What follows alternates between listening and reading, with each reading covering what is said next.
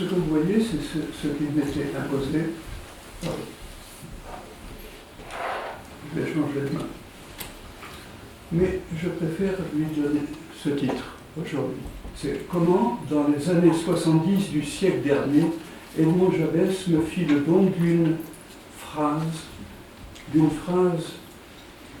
qui me mit immédiatement en phase avec la problématique du livre en question.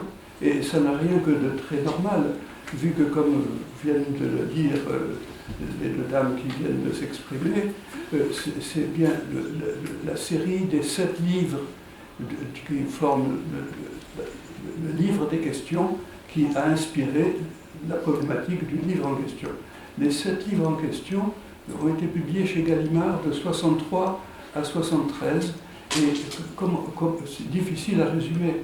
Disons qu'un livre identique mais autre, il porte toujours plus loin son interrogation, comme si c'était une question qui était inlassablement, déportée vers son insécurité. Et c'est ce que je vais essayer de vous montrer dans ce qui va suivre là tout de suite. Alors, il m'a passé une phrase que je vais taire pendant quelques minutes, mais cette phrase a pour pivot le mot seuil, et même pour pivot le i du mot seuil. C'est-à-dire que, si vous permettez, je vais jouer un petit peu sur ce i qui est là et qui pourrait devenir quelque chose comme une sorte de miroir qui vous est tendu. Il suffirait de passer un i majuscule pour que vous ayez ici, si vous étiez un peu... Je suis angliciste d'origine, puis plasticien. J'étais prof d'anglais pendant 18 ans. Moi, j'y vois une sorte de I am here, je suis ici. Vous êtes tous là confrontés à votre image, mais vous êtes confrontés à votre image comme si vous étiez entré déjà en écriture, c'est-à-dire dans la phrase de Jabès que je vais taire pendant un moment. Et moi, au fait, je suis simplement le petit i qui est sur la droite. Vous, c'est tous les autres. Hein. Alors, si je me permets de faire ce que je suis en train de faire, je me le permets. Je suis en train, en ce moment, de vous maintenir dans le limon du limen.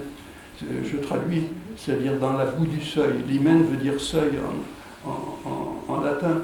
Et j'ai encore dans la tête, pendant les 10 ou 12 fois, nous sommes vus en privé avec Edmond Jabès, qui me disait souvent « Jean Lancry, ne jouez pas avec les mots parce que vous serez joué par eux ». À quoi je lui rétorquais « Mais Edmond Jabès, c'est en jouant sur les mots que vous me faites ce reproche ». Et alors là, on rigolait un petit peu. Donc là, nous sommes encore dans le limon du limen. Et cependant, ce i, qui est maintenant revenu tout petit, c'est bien celui qui est au milieu du mot écriture. Et j'ai encore dans l'oreille Edmond Jabès me disant « L'écriture est un cri qui dure. Quoi qu'on dise, c'est toujours un cri qui dure. » Si je voulais, je continuerai à le citer à tout bout de champ, mais je vous invite simplement à le lire. Alors, ce i, néanmoins, est aussi la colonne vertébrale de BIS, c'est-à-dire de la BIS, de la Bibliothèque interuniversitaire Sorbonne. Et c'est pourquoi je me vois contraint, par les circonstances, de bisser l'entrée dans cet exposé. Je viens de commencer une première fois. Vous me pardonnerez si je vais recommencer une deuxième, histoire de théâtraliser le passage du seuil. Alors, je vais être un peu brutal. Pour une fois n'est pas coutume, je vais étaler mes richesses, si vous voulez bien. Je suis extrêmement riche, à un point que vous n'imaginez pas. Et pour ça, je passerai par là un livre qui a eu un très grand succès autrefois, à sa publication en 1776, La richesse des nations. Son auteur, tout simplement un Écossais, un philosophe écossais, mais aussi bien connu des économistes, et bien connu parce qu'il a mis en circulation une phrase que tout le monde répète maintenant, à savoir qu'il y a une sorte de main invisible qui régule les transactions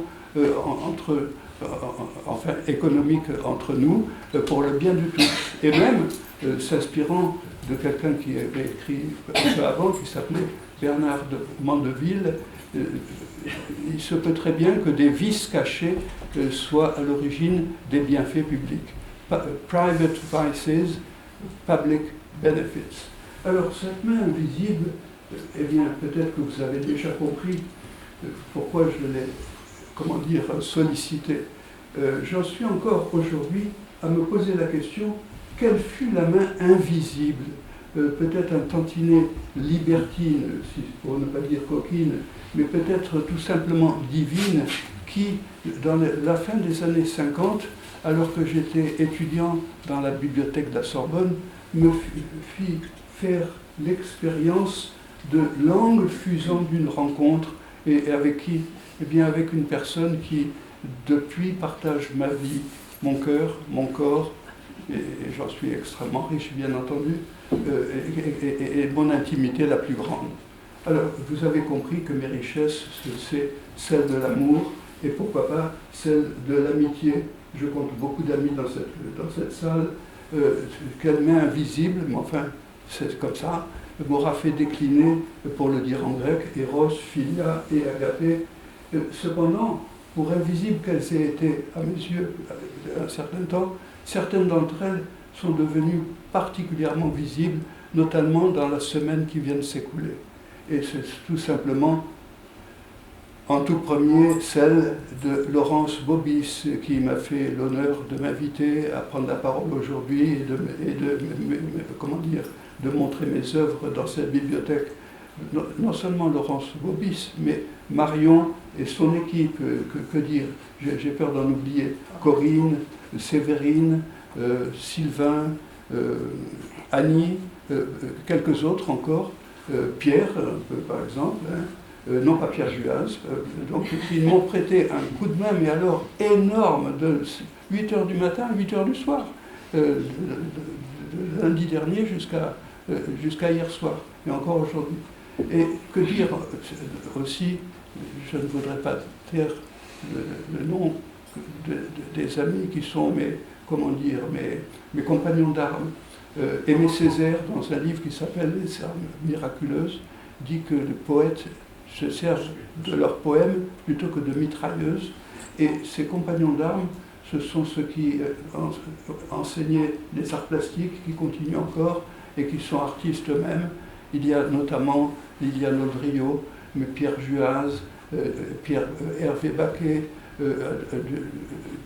à un degré différent, Jean-Philippe Pélissard, et vraiment je suis riche de tous ces gens-là. Alors, cependant, je ferai une place d'honneur aujourd'hui à quelqu'un qui m'a honoré de son amitié. Et c'est tout simplement Edmond Javès, que vous voyez ici sur la droite, bien sûr. La photo est de 1980. Je crois que c'est l'année où j'ai commencé à enseigner à Saint-Charles, c'est-à-dire à Paris. Et donc j'avais une barbe, enfin bon, peu importe. En tout cas, Edmond Javès, voici ces dates, que j'ai rencontrées, je n'arrive pas à dater, je pense en 73, 74, 75, c'était dans un dîner où il était convié, et moi aussi, et par quelqu'un d'autre, et alors que je me sentais comme un nain par rapport à lui, c'était un géant pour moi, eh bien, il a eu la bonté,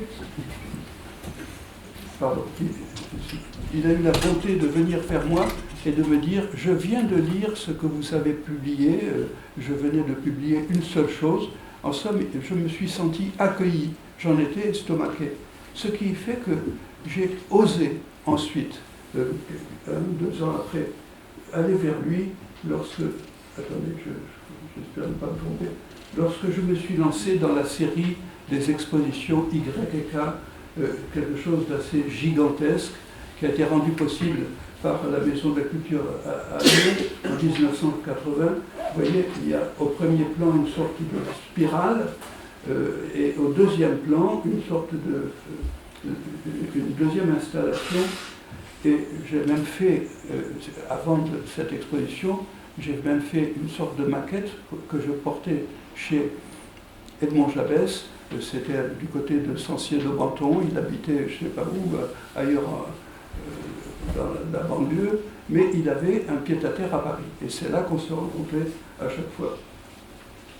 Je passe, bon, ça a été montré dans différents lieux, y compris à l'étranger, à Lisbonne.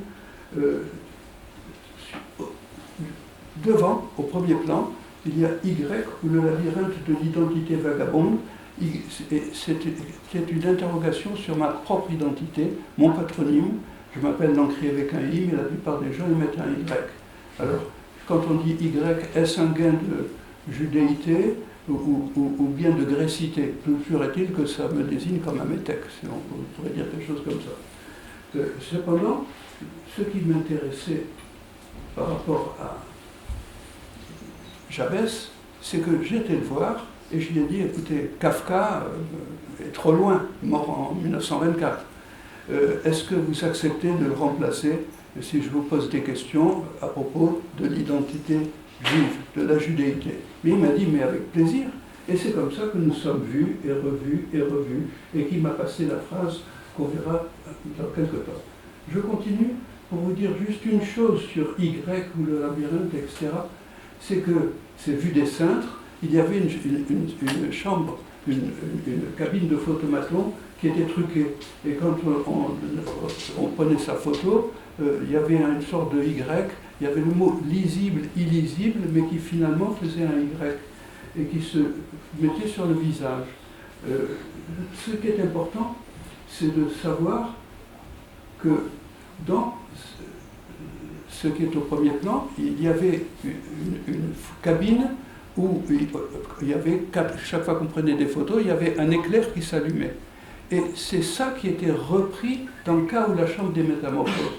Je dois dire que ça a beaucoup plu, cette idée, que tout ce qui se trouve dans l'un se retrouve dans l'autre, car c'est comme si il y avait une question qui était déportée aux confins de son insécurité. C'est-à-dire que nous étions un peu conformes. Il a accepté donc, vous voyez, je passe ça pour aller vite. Nous arrivons en vue de la porte de Caen, là c'était au musée Bossuet à Meaux, et la porte est petite, étroite, une seule personne peut y passer, et voici quelqu'un qui serait en passe d'en franchir le seuil, il ne pourrait être que seul, et il se retrouverait de l'autre côté dans un tableau qui est une mini palissade, alors que tout ça c'est une palissade, dans un tableau et au milieu d'une lettre, de la lettre K, qui est fracturée et qui est diffractée, pour ainsi dire à son corps défendant. Voici, ça c'était donc toujours à Meaux, la façon d'entrer au milieu d'une lettre. Peut-être que vous voyez sur la droite, qu'on voit vers le portrait de Kafka, ce tableau s'appelait Essai de psychaanalyse, portrait présumé de Franz Kafka. La psychaanalyse, c'est un terme que j'ai trouvé, je crois, chez Raymond Queneau. Mais ça veut dire, ça brocarde évidemment la psychanalyse, mais se souvenir que psychakos veut dire perroquet en grec. C'est-à-dire, c'est un essai de répétition, mais répétition de quoi? Je laisse la question en suspens, on verra dans quelques instants.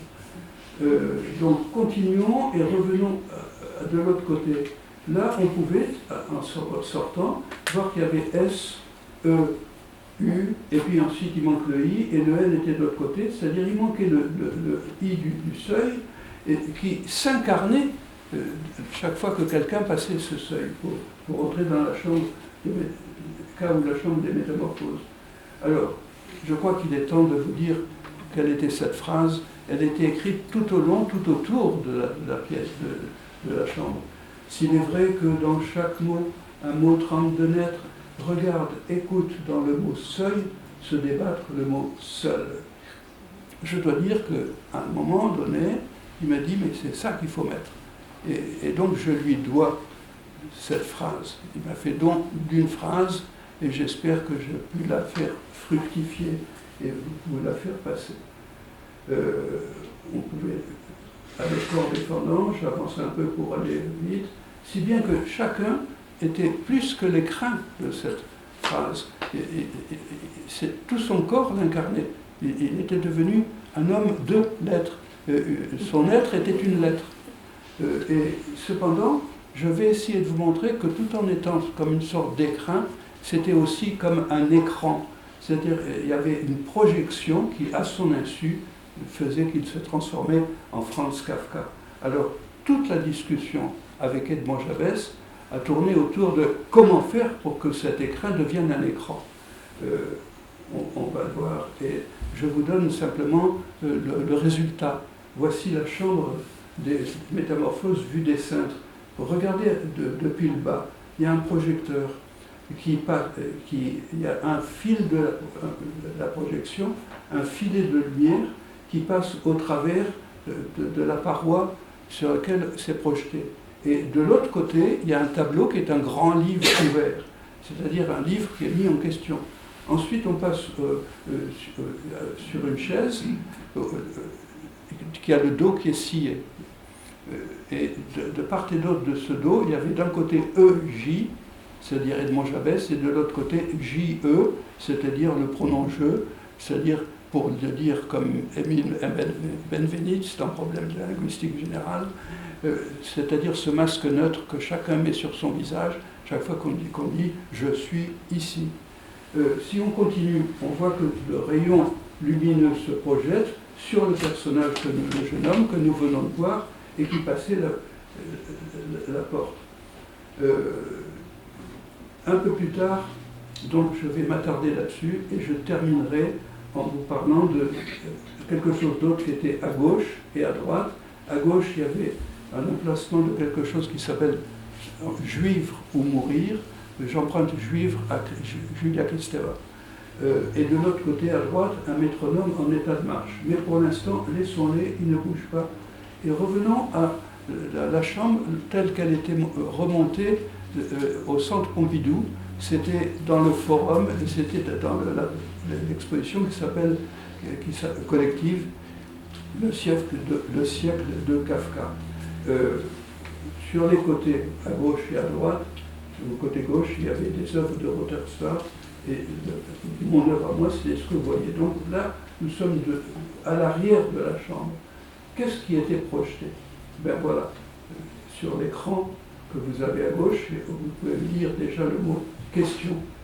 Et il y avait un carrousel de 80 diapos qui, c'est toujours la même suite, dans ce cas, et projection de Franz Kafka, mais on voit bien que tout de suite qu'il y a la partie essentielle qui échappe, qui passe au travers et qui se projette sur celui qui passe la porte de l'autre côté.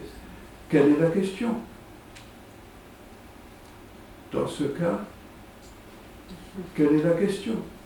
C'est-à-dire que nous avons constamment, et ça c'est quelque chose qui plaisait beaucoup à Jabès, il y a eu un moment où on s'est posé la question, et si c'était un dangereux coup de scie, et si on sciait l'écran en deux?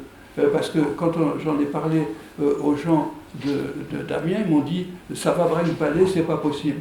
On dit, mais si vous faites un effort, vous trouverez, ils ont trouvé. C'est-à-dire que quasiment, c'était une façon de me mettre au diapason de Edmond Jabès. Alors, lequel de nous deux a-t-il eu le premier cette intuition? Je dirais, je rappellerai que Montaigne disait « la parole appartient pour moitié à celui qui parle et pour moitié à celui qui écoute ». Et c'était donc dans cette espèce d'échange. Toujours est-il que si je résume avec ces deux mots ce que Edmond Jabès m'a appris, c'est-à-dire la collusion de falloir et faillir. En tout cas, je le résume avec mes mots à moi. C'est-à-dire qu'il m'a dit, et on s'est dit, en regardant ce qui était au-dessus, vous voyez bien que quelle est la question l'insécurité la plus totale, est en train de disparaître. Et on s'est dit, il y faut le coup de faux de la faille, et que l'espace y défaille juste ce qu'il faut pour qu'on sente la collusion de falloir et faillir. Là, il était en avance, ou en tout cas moi j'étais en avance de lecture que j'ai faite dans le prolongement de Jabès. Blanchot, par exemple, le désœuvrement chez Blanchot, l'œuvre comme désœuvrement, et quelques autres. Je dois dire que Jabès connaissait pratiquement tous les gens importants, toute l'intelligentsia des années 30-40, et je buvais, enfin il m'a énormément appris tout en me passant cette phrase. Continuons, je vais vite, parce que le temps passe plus vite que je l'aurais cru.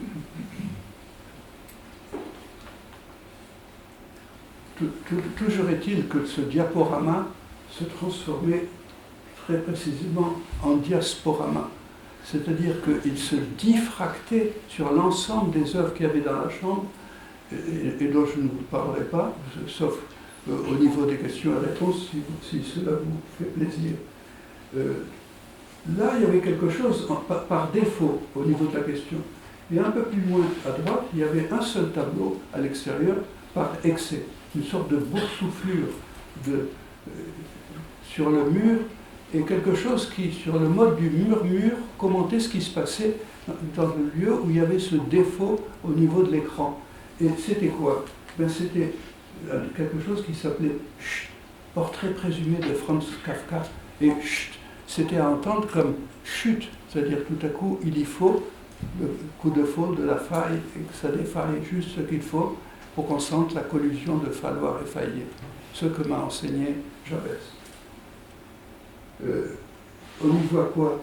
Si on part de la droite, un profil qui se fomente, qui se faufile et qui arrive à ouvrir une bouche et qui va avaler la lettre C mise à l'envers.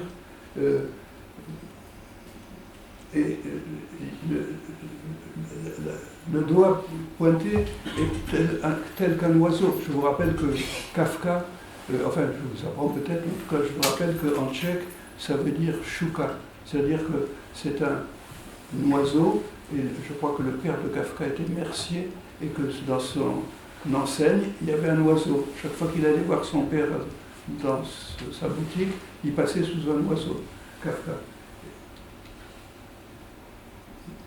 Sous silence de commentaires parce qu'il faut avancer.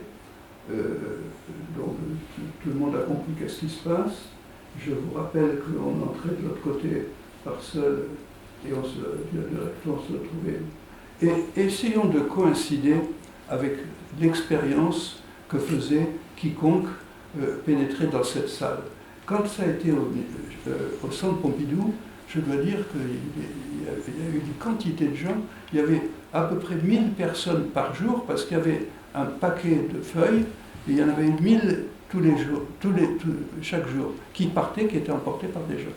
Et donc, de temps en temps, j'y allais, sans dire qui j'étais, bien sûr, je me mettais dans un coin, et il m'est arrivé de voir des gens qui entraient, puis ensuite ressortaient, pour aller voir de l'autre côté, et puis ensuite revenir, c'est-à-dire qu'ils se rendaient compte qu'ils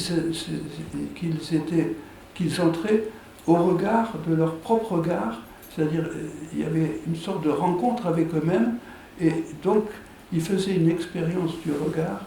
Le regard n'est pas une compétence, c'est une expérience. Dixit dit du Berman, qui dit qu'il faut ensuite constamment le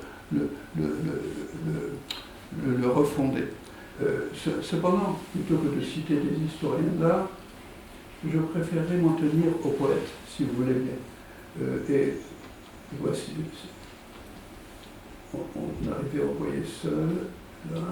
Et qu'est-ce qui se passait quand on était devant? Eh bien, soit on avait un peu de chance, ou soit on n'avait pas. C'est-à-dire, soit on était dans Chronos, c'est-à-dire le temps qui relève de ce que la montre est en train de décompter, soit c'était ce que les Grecs appellent kairos, c'est-à-dire on était en phase avec ce qui se passait et on avait la chance de le voir, c'est-à-dire qu'on voyait ce qui se passait, c'est-à-dire l'éclat de la lampe, du projecteur, des photos, de la question, dans ce cas, quelle est la question, et la photo de Kafka. Alors, soit il y avait ça, soit rien. C'était le coup du clignotant, si je puis dire. Et bon, bien d'autres choses, bien sûr, mais vous pouvez voir que ça passait au bas d'un livre déployé, mais qui était aussi d'un tableau, et au niveau du pubis d'une femme, chacun sait que si la mère n'est pas juive, il n'y a pas enjuivement, si on peut dire, il n'y a pas engendrement de juifs. En tout cas, c'était ça qui nous guidait, ou en tout cas, voilà, là il ne se passe rien, et puis tout à coup, cet éclair. Le prompt couteau de la lumière, Dixit René Char par exemple, eh bien tout à coup se pointait sur celui qui se pointait sur le seuil, tout simplement. Alors, comment pourrait-on qualifier ce qui se passait? D'abord, ce fut donc un dangereux coup de scie. J'en ai parlé. C'est-à-dire.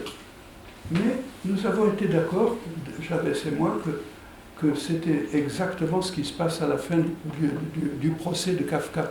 Il y a une histoire qui est celle de l'homme qui voulut entrer dans la loi. Et il se présente devant une porte, et la loi se présente comme une porte. Mais il y a un gardien qui lui dit « tu n'entreras pas ». Alors il dit « bon, il reste devant ». Les années passent, les mois, les années. Le gardien lui dit « donne-moi de l'argent, comme ça tu pourras dire que tu as tout essayé, mais même si tu me donnes de l'argent, je ne ferai pas ». Et puis vient le moment où il va mourir, il meurt, et à ce moment-là, tout à coup, le gardien lui dit « cette porte n'était là que pour toi ». Et il voit une petite lumière qui a un rapport avec, je ne sais plus, la Shekinah, Yod, enfin, disons, des kabbalistes, bon, s'ils sont mis. J'en ai discuté une fois avec Derrida qui m'a fait toute une théorie, mais j'ai un petit peu oublié. Toujours est-il que c'était tout simplement une façon d'être conforme à Kafka. On était donc, et peut-être que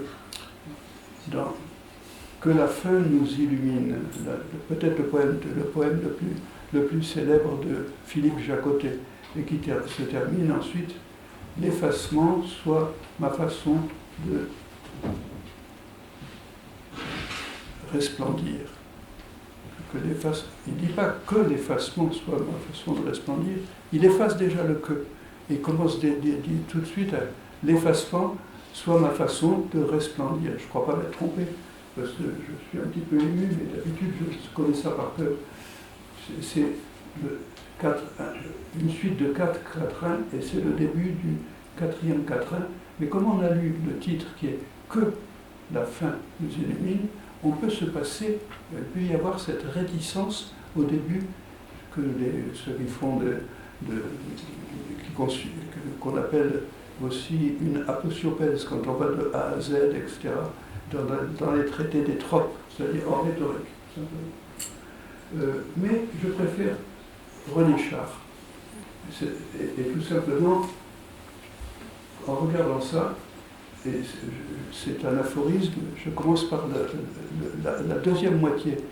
La première commence par le mot audace, et la deuxième moitié, bien-être. Bien-être d'avoir entrevu, scintillé la matière-émotion instantanément reine. Et je pense que c'est exactement ce qui se passait. Et ensuite, peut-être que je peux citer maintenant le B, je vais en arrière, et la totalité, c'est audace d'être un instant soi-même la forme accomplie du poème. Audace d'être un instant soi-même la forme accomplie du poème. Bien-être d'avoir entrevu, scintiller la matière-émotion instantanément reine. J'attire l'attention sur matière et émotion. Il y a un livre d'ailleurs célèbre pour ceux qui sont comment ça s'appelle, c'est Collot. Michel Collot, c'est ça qui s'appelle la matière-émotion. C'est-à-dire que la matière, c'est de la matière, c'est-à-dire c'est de l'inerte, tandis que l'émotion, c'est du vivant. Ce qui est important, c'est le trait d'union, la manière dont nous avons là une sorte d'oxymore. Et la matière lumineuse, c'est pas seulement même du lumineux, peut-être même, ça me vient tout à coup, si je puis dire, c'est même quelque chose de l'ordre du numineux. Et je rappelle que pour ceux qui ont fait un peu de latin, que numen, enfin bon, c'est la divinité dans la mesure où elle dit oui, c'est-à-dire où elle consent. Et donc il y a quelque chose ici qui est à la fois de l'ordre du lumineux et de l'ordre du numineux, quand on voyait cela. Je vais essayer de terminer dans les 5 minutes, c'est ce qu'il faut.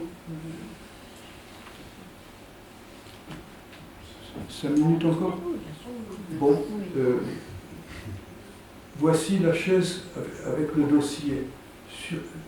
Là, c'était une table où il y avait des livres qui étaient des bottins, et il y avait constamment la phrase qui était, quand on les déplaçait, c'était gravé sur la table: le livre est le labyrinthe, tu crois en sortir, tu t'y enfonces. Phrase de Edmond Jabès, bien entendu.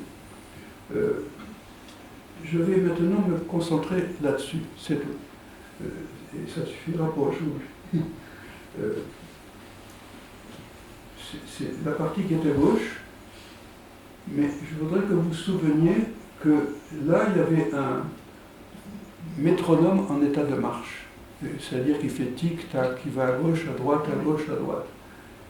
Et ce qui fait que quiconque se mettait là-devant, eh bien, sur son bras gauche, le rayon lumineux sur son côté gauche s'imprimait sur lui, tout comme à un moment donné, dans des années noires de l'histoire de France, certains ont cru bon de faire porter à certains juifs un brassard avec une étoile qui était un triangle pointe en haut et un triangle pointe en bas conjugué, c'est-à-dire une étoile de David ou un sceau de Salomon. Donc on est à l'emplacement devant Vivre ou mourir, et c'était pour moi les 7 livres de Jabès, de l'arbre des questions. Je lui ai dit, je les étale comme ça, et je vais mettre mon corps là-dedans. C'est-à-dire, c'était devant une palissade d'amour, Monique m'a pris en photo, et puis j'ai fabriqué quelque chose qui est sous plexiglas. Ce que vous ne voyez pas, c'est que ça, c'est un petit rond qui a une onde portée qui est ici.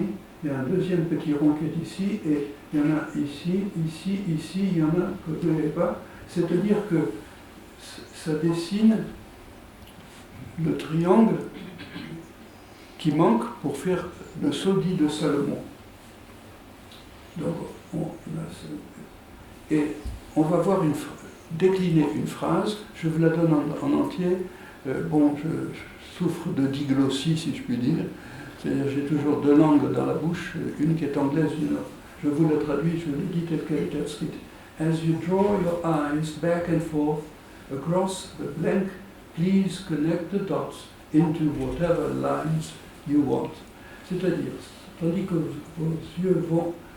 vos yeux vont et viennent en traversant le blanc, et je n'aimais pas le mot blanc, mais je voulais the blank, ça veut dire le vide, hein, le vide, le blanc central. S'il vous plaît, mettez les points qui sont à gauche et ceux qui sont à droite, enfin je ne l'ai pas mis là, tracez les lignes que vous voulez, c'est-à-dire fabriquer le triangle pointant. Et je me suis mis en marche, comme le juif errant, si on peut dire. As you draw your eyes back and forth. Et alors, ne pas oublier qu'il y a le métronome qui marchait derrière. Please, etc. Across the blank. Et ainsi de suite. Please connect the dots into whatever lines you want. Et alors, ce qui est extraordinaire, c'est que j'ai concocté ça en 78.